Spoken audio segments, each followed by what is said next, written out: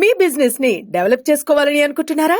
అయితే వెంటనే సంప్రదించవలసిన ఫోన్ నంబర్ 7729969299. ఇప్పుడు కల్వరి సతీష్ అని ఇందాక మీ గురించి నేను ఏంటనేది ఒకసారి చూసుకుంటే తన గురించి కూడా ఎక్కువ వచ్చింది. మామూలుగా దాదాపు తను చాలా మందికి పరిచయం, బ్లేజర్ వేసుకొని బైబిల్ పట్టుకొని ఎక్కువగా మత ప్రచారం చేస్తూ ఉంటాడు. అసలు ఏంటండి తన గురించి? ఇప్పుడు కల్వా సతీష్ అనేవాడు #1 కార్పొరేట్ పాస్టర్లు ఒకడు. మీరు ఈ 2 తెలుగు రాష్ట్రాల్లో ఏ ప్రధాన నగరంలోకి పోయినా కూడా ఈయనకు సంబంధించి 5 లోకల్ ఛానల్సే ఉంటాయి.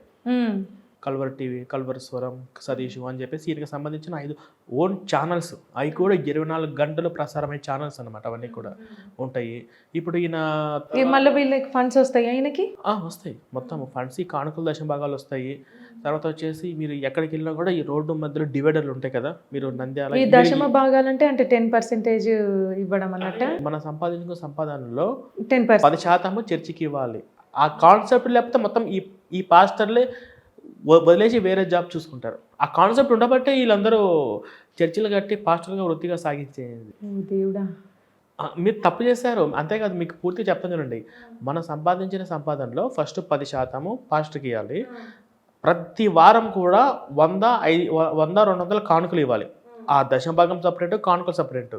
తర్వాత ప్రత్యేక ప్రార్థనలు ఉంటాయి, స్పెషల్ ప్రేయర్స్. దానికి మీటింగ్స్కు 500 నుంచి 1000 రూపాయలు ఖచ్చితంగా ఇవ్వాలి. తర్వాత మీకు ఏదన్నా ల్యాటర్ తగిలినా, ఏదన్నా స్థలం వచ్చినా దాంట్లోంచి 10% ఇవ్వాలి. మీరు ఒకవేళ వ్యవసాయం వాళ్ళు అయితే, రైతులు అయితే, వాళ్ళు సంపాదించుకున్న బియ్యంలో ఫస్ట్ రైస్ బ్యాగ్ పాస్టర్కి ఇవ్వాలి. వాళ్ళు సంపాదించుకున్న పంటల్లో కూడా ఫస్ట్ తీసి పాస్టర్కి ఇవ్వాలన్నమాట.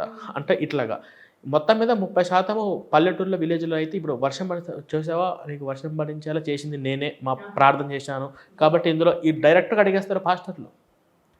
వాళ్ళకి ఇట్లాంటి ఏమి ఉండదు, అట్లా చేయడం వల్ల తీసుకోవడం అనమాట. అసలు వీళ్ళు చెప్తారు, నమ్మే వాళ్ళు ఎట్లా నమ్ముతారు? అంటే వాళ్ళు నమ్మే వాళ్ళు ఎలా నమ్ముతారు అంటే భయము, ఆశ.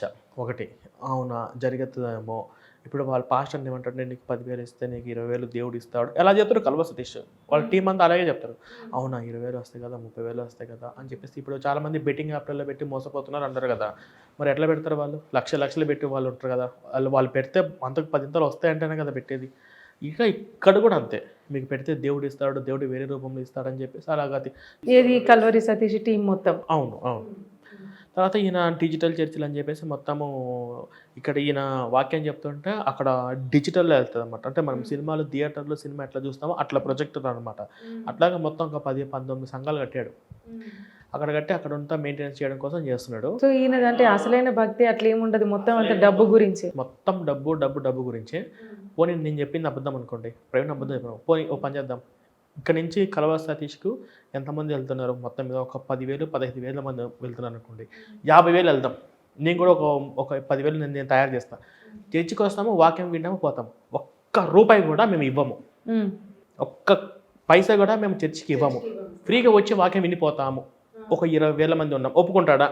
ఒప్పుకోడు. వాడికి ఇప్పుడు చర్చికి వెళ్ళే వాళ్ళల్లో మొత్తం కూడా కానుకలు దశభాగం ఇవ్వడం మానేస్తే అసలు వీళ్ళు ఉంటారా, చర్చిలో నడుస్తాయా, ఈ పాస్టర్లు ఉంటారా? వాళ్ళు వేరే పని చేసుకోవాల్సిందే కదా. ఇది వ్యాపారం కాకపోతే ఇంకేంటండి. ఇప్పుడు కల్వా సతీష్ను అడ్డుకున్న పాస్టర్లు చాలామంది ఉన్నారు, మీరు వార్తలు విన్నారా? ఎందుకు అడ్డుకున్నారు? వాళ్ళు ఏమంటున్నారు తెలుసా, డిజిటల్ చర్చిలో వాక్య విరుద్ధం అంటున్నారు కదా. ఇప్పుడు స్వామీజీలు, గురువులు ఉన్నారు. చెన్నై స్వామీజీ గారు చెప్పిన ప్రవచనాలు ఉన్నాయి. అవి ప్రొజెక్టర్లో పెట్టి ప్రే చేసి చూపిస్తే మేమే దగ్గరుండి చూపిస్తాం. మాకన్నా మంచిగా గరికపాటి నరసింహారావు గారు చెప్పినటువంటి ప్రవచనాలు, చిన్నజీవ స్వామి చెప్పినటువంటి అవన్నీ వచనాలు కానీ మేము ప్రొజెక్టర్ వేసి చూపిస్తాం అందరు హిందువులందరికీ, గ్రామంలో ఉన్న వాళ్ళందరికీ. ఎందుకు? ఇది బిజినెస్ కాదు. కానీ అక్కడ ఆయన చెప్పేది డిజిటల్ ఎందుకు బిజినెస్ అంటే, ఇప్పుడు ఆయన కానీ చర్చి కట్టారనుకోండి, కల్వా సతీష్ అంటే ఇండియాలో ఒక పెద్ద ఫేమస్. ఆయన చూడడానికి జనాలు ఒక పెద్ద సెలబ్రిటీ. ఆయన చూడడానికి ఎక్కువ క్రిస్టియన్స్ వస్తారు. ఆయన ఎక్కడైతే డిజిటల్ చర్చి కడతాడో ఆ చుట్టుపక్కల చర్చిలు అందరూ కూడా ఆ చర్చికి వస్తారు. అంటే వాళ్ళ వ్యాపారాలు కుప్పకూలిపోతాయి. అందుకే వాళ్ళందరూ రోడ్డు మీదకి వచ్చి ధర్నా చేస్తున్నారు, గొడవలు చేస్తున్నారు.